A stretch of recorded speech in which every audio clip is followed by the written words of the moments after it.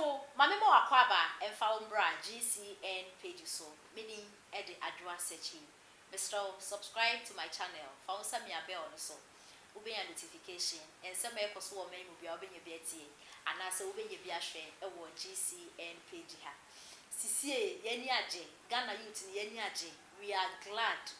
Ye yende, ye denyamiase, sinyame ebie yeni. Ye denyamiase sinyame ema ne yete nyame bi ase eba. Because how are many ekwe say youth now sorry your mind Ghana himfa na ekwe. Na video bi trending was social media. Abrantia oye Ghana ni. Wa kana dwen de ache Ghana fo mpenifo a oche se eka onu nko adia anase otise Ghana youth na adia anka politicians no omo bebo atwede ansana omo enya position anase nkombe ko papa ansa no mo etumi afo akwakotina Ghana akonwa no so enti kebe ya Ghana youth na yenka ya adwimbo na aba na edu 7th December yakosa lai ekogina ewie nsu to ewie bo ye ginem eto aba nanso nyanya so faso bia na yenjai ebe ya ka NPP na NDC party ni kwa yentu sa two parties ingu na yefa party fofo bra na yenhwe de obetumi aye na ono pade ogina akasese bi Ghana fo mpenifo and bintu meka utie video na ubeti ensem a okan wo na kamya koye se empempi no bi mpenifo no ayo ma comments e wo radio so TV so se obi etumi enya 1 CD credit ana se 50 pesos credit no de akọ social media na odi Ghana ni penibi atem sebio atem didi no enye because bible kra kasetia say di openini ana se udi una no wegeni a ubeni ache ena obi oyo penin si ubi anso no esese udi ni eni obi oyo penin si ubi aye wona ana wegante ese udi eni but near ekoso e wo manga nemu no se wan hye wakoma so ana se wan hye ho dinya masa wan hwa na wakasa etia openi bi na ensem abranti eka no adofo na kasa yempe aso na yentie na nani abre papa ena okasa a o chese Ghana fo mpenifo sisi de mode oman ne kono enye enti no mombra back to track na mo hwe ekwan mbefa so a mode enyama betutu ye because anya se be kakra youth no enya de obi abeto aba ewo man mu enti na no ya politician na oba begina ida NPO president o and one kasa onu abusuafo moto mo aba no one kasa wa akotena so and just say Ghana for abania to be and just say moody na ye to be we say mo kwa na moody by say abeto aba akwakosa lai na ye gina wie nsu atagu yan so na de ade an yan so fa so de ebe kakra ni na ibeja ni enti ensem abranti e de etudwa sent champion for ba mi hu nyansani bi ametuma ba man adentia e na meme kasa sei mine no friends 4 years bi anoma be dada ye be mamu schools adan nyuma ne ade de hia pa maburu ni hia pa ye nyuma enso mo ba mo dada maburu na mo fa mo na sabe senga Ghana ni be bia te se me kwadwa nka mo be boxing na nka moje akonwa no because nka me nka obi an mesiwa metu aba because obi anya kwase na waka acha me se gina ha twai me na me ba me gina asa ma de asa na wo mai meaning ubu me se me yefu so me nka ya me nko ade a ka Ghana ni bia nto aba because obi anu odwen ye ho jaliji ye nyuma gu ho over 20 something years and anu no wawu agya yen ya hu mfa so bia kofo ma ya sala so be ma ye nyuma ya hu hwe MPP ni NDC dia bullshit ohini bia anyi ni kuro ahemfo no mo Ghana no bia anyi ni kuro no onye na nka ne na ne ye di ahemfo dia so no na kuro we na etumpon na blofo no kuro asuro yan na seven players say jimio say baburu funo say kolan funo ye nim dia mo pa kire mama o man na tia gija na mabunu ne ble enti baburu no mo bokro no na mo mu chi o mugum no mo esan so mo ya bre because nka was nka mo na mo hwe nkola no ana mo hwe nkola na man nkola nze so ma ye nkwasiafo enti sankwasiafo nkola ne da ne nkwasiafo na ese wo pani a otifie so ye kwasia bi go de odi akire osua de odi kan nante ti me medema no kasa besia Ghana mpanimfo ndi o mu nyina 7 players obi anwunu maburu no ti mu mabunu mo mani na ho na mpanimfo no sabe o mo ye nkwasiafo o mo nwunu ye ho me de already year 2021 aban sisika dodo a wo beje ebeba ni nsam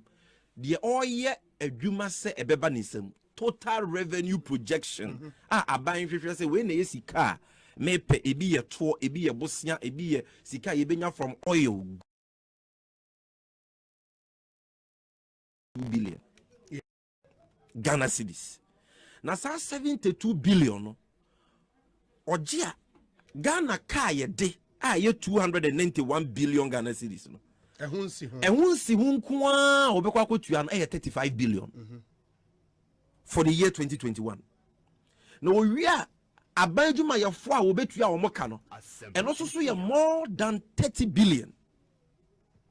Entisika enya man nsem o but all hwehwe say beba nsem ani nyina ukabo mu from gold, oil, taxes, borrowings and everything ebe 72 billion. No?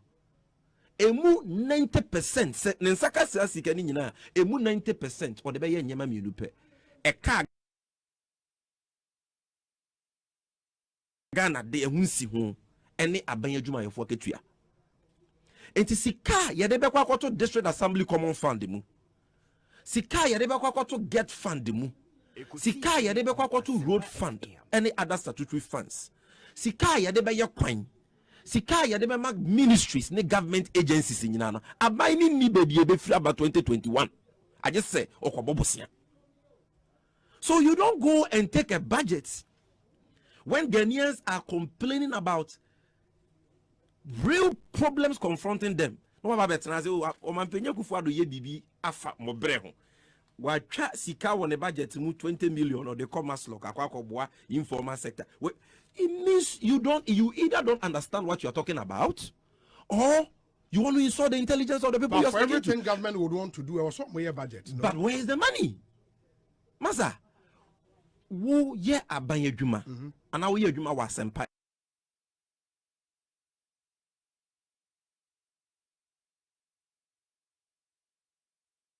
FMUD de Philip Osebunsu. Bosomi ye tia oka 10,000 Ghana cedis.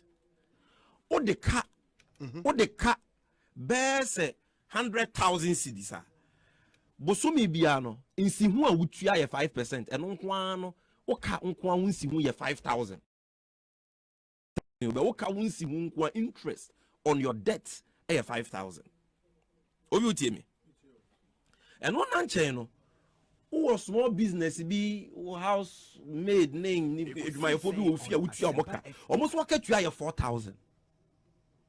Enti ubeji wakatua 10,000 no bosome no emu 9,000 kwa kutua oka hunsi ho enya ka no hunsi ho ene wadwuma yefo ka wo se makwa me yere se menye budget nti makwa ye budget ama me yere se ope bon straighter metobi ama no eno ya $2,000 ope Christian Dior baga metobi ama no ba ku ya ba reference Birkin meboa sa bag na ne board in the hands metobia wakwa koyesa ena waba betina oyire nim se budget amaya ama na budget na waya Hems bag wom Bond Street wom no odi sika be na ekoto osika na sadada oka wo de na hunsi hu ni wadwuma yefo akatua nko adi awie.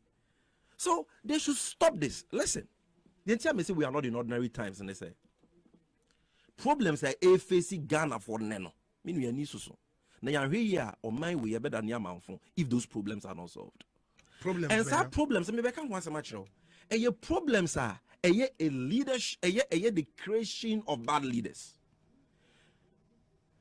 Yem penyimfo a ye wo aso man no omo na these are problems that we also because omo hyehyɛ ya omo de ye adwuma no enye hyehyɛ ya e dia hotoba eboa ma nnwuma timi nyini ye kese etse ye house e de nnwuma ba eboa nkwankro nnwuma da bi rather no eye hyehyɛ ya egu nnwuma nhyehyɛ e dia ho kyerɛ ba nhyehyɛ ya enfam puntuo ma. Those are the policies our leaders, specifically Omampenyi Nana Addo Dankwa William Akufo-Addo and then Abedi Achiri Alhaji Dr. Bawumia and the year Juma.